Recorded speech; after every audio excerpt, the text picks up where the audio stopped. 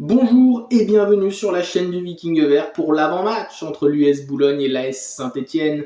Après notre succès bien construit à domicile 4-0 contre Rodez, il va falloir se déplacer à Boulogne dans le nord, une équipe qui n'a pas pu faire sa préparation au mieux et optimal, car comme vous le savez, au départ ils étaient en national et puis finalement repêchés en Ligue 2, car l'AC Ajaccio a été rétrogradé. Et donc c'est toujours compliqué pour les dirigeants, l'entraîneur et le staff, et même pour les joueurs dans la tête de faire une préparation de national ou de Ligue 2, ça reste quand même différent. Donc dans quel état de forme seront les Boulonnais? Tout ce qu'on sait, c'est qu'ils ont perdu 1-0 contre Nancy à Nancy. Je n'ai pas vu le match, donc je ne peux pas dire si Boulogne méritait sa défaite ou non.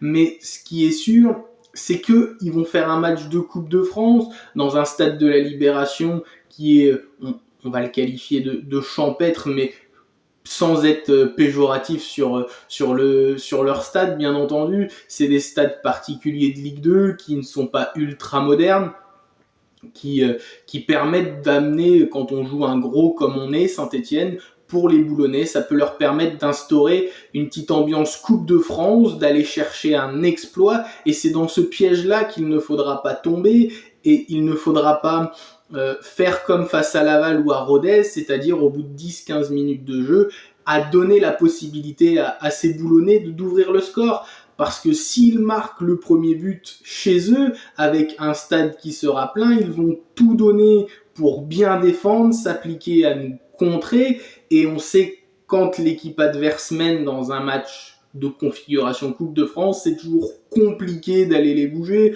On a vu le PSG il y a peu face à Espali qui ont eu du mal à manœuvrer des amateurs. Alors je ne compare pas Boulogne à des amateurs bien entendu, mais on sait que ces matchs un peu ce type Coupe de France peuvent faire tomber de haut les gros. Nous on va arriver avec une puissance offensive, bien entendu, et aussi défensive, parce qu'on a fait un clean sheet contre Rodez, donc ça peut nous permettre un peu plus de sérénité et d'arriver en confiance, mais sans l'excès, parce qu'on sait qu'à l'extérieur, on est capable de faire patatras et de perdre des points bêtement. Il n'y a normalement, au vu des deux effectifs, pas photo entre nous et notre adversaire, mais il ne faudra pas les prendre à la légère. Alors en ce qui concerne la composition d'équipe, je pense que défensivement, on ne changera pas avec l'Arseneur et les mêmes quatre défenseurs, parce que ça a donné satisfaction. Le milieu de terrain ne bougera pas non plus. Je vois pas pourquoi on enlèverait Jabber ou Mouefek qui ont fait un gros travail, plus Tardieu qui amène toujours son expérience et son sens du positionnement. Donc ça ne va pas bouger pour moi. C'est devant, on va peut-être avoir un changement parce que Davitashvili, Dufus, je vois pas pourquoi on les enlèverait après leur match face à Rodez, même si Dufus n'a fait qu'une période, il a montré beaucoup de qualité et des choses et surtout une qualité athlétique et de vitesse qui sont importantes en Ligue 2, plus devant le but, on a vu qu'il était très spontané, et ça c'est quelque chose d'important dans des défenses resserrées, d'être capable de se retourner vite et de frapper dans le but, et il a été performant dans ce domaine. La petite question que je me pose, c'est est-ce qu'il va conserver Boakier sur le côté droit, parce qu'on a vu que Augustin Boakier, certes, il a 2 passes décisives face à Rodez, passe décisive face à Laval, le but face à Laval, il a les stats qui parlent pour lui, mais on a bien vu qu'il était beaucoup plus à l'aise axial, avec le retour de Lucas Tassin,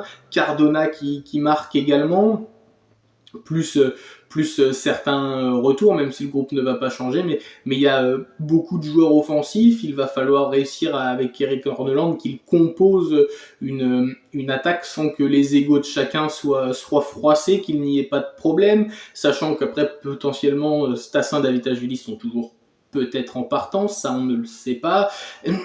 Donc voilà, je pense que s'il enlève Boaké, est-ce qu'il va pas glisser Dufus qui est capable de jouer ailier, visiblement il l'a déjà fait quand il était en Angleterre, et remettre Stassin devant? Est-ce qu'il va pas mettre Cardona à droite et garder Dufus en pointe? C'est des questions qu'on peut légitimement se poser. C'est le seul changement que je verrais possible à apporter. Moi, je mettrais Stassin en pointe et Dufus Fus à droite si Stassin est en mesure de jouer. C'est mon choix personnel et je garderai Davitashvili à gauche qui a été très très bon contre Rodez et qui va dans le sens de l'équipe. Il fait des efforts défensifs et c'est tout ce qu'on attend de Davitashvili.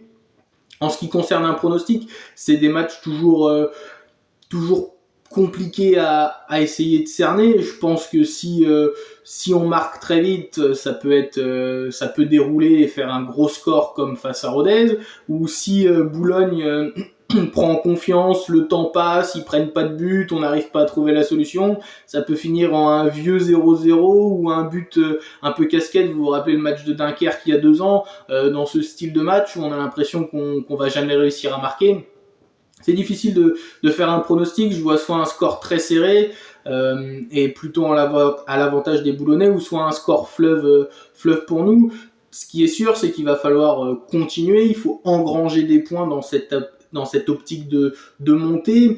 On a encore des choses à travailler, surtout ce fait de pas donner le bâton pour se faire battre. Si le poteau face à Rodez était au fond, bah forcément ça change un match de prendre un but. Donc voilà, c'est bien de bien démarrer fort, faire attention aux petits flottements, bien gérer les temps faibles, parce que même si on est supérieur à l'adversaire, il y aura toujours des temps faibles dans un match. On sait qu'Horneland va toujours vouloir ce gros pressing qui demande beaucoup d'intensité physique, une intensité physique que l'on est capable de mettre parce qu'il y a une vraie préparation, et c'est là où on voit une différence, c'est qu'on est prêt au combat. Il va juste falloir de temps en temps mettre beaucoup plus d'agressivité sur certains impacts, sur certaines phases de jeu où on se fait prendre un poil trop facilement à mon goût. Mais c'est que le 3e match de championnat, il en reste, mais il y a que 34 matchs dans une saison de Ligue 2 maintenant, et les points, si on peut les prendre maintenant, et ben c'est des points qu'on n'aura pas à essayer de rattraper plus tard. Et c'est une certitude qu'une victoire à Boulogne nous lancerait définitivement sur la bonne voie dans ce championnat et nous permettra après d'aller aborder la 4e journée avec beaucoup plus de sérénité, un groupe qui va travailler en confiance. Et puis les victoires appellent les victoires, donc il est impératif d'aller battre Boulogne, le promu, et de permettre de continuer à avancer. Donc voilà, c'était le Viking vert. Ciao ciao!